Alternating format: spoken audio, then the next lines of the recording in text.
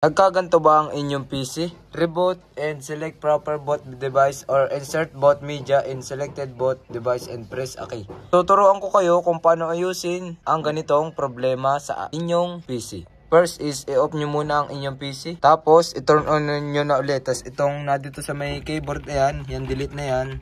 Pindutin nyo lang yan ang pindutin hanggang sa lumabas yung pinakang mamaya guys, yung nandyan. Pindutin nyo lang yan.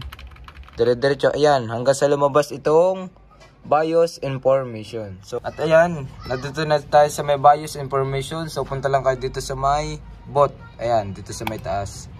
Then, kapag nandito na kayo, dito naman sa may boot option priorities. Itong boot option hashtag 1. Then, select kayo dito ng Windows na available. So, halimbawa itong Windows Boot Manager P1 BIOS Star S120. So, click nyo lang yan. Then, pindutin nyo yung F10 sa keyboard. Then, enter nyo sa keyboard or pwede din naman dito sa my PC. Ayan o, click natin itong yes.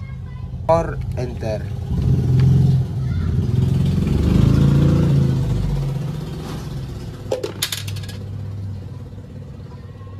At ayan, kapag ganyan lumabas, click nyo lang yung enter sa inyong keyboard.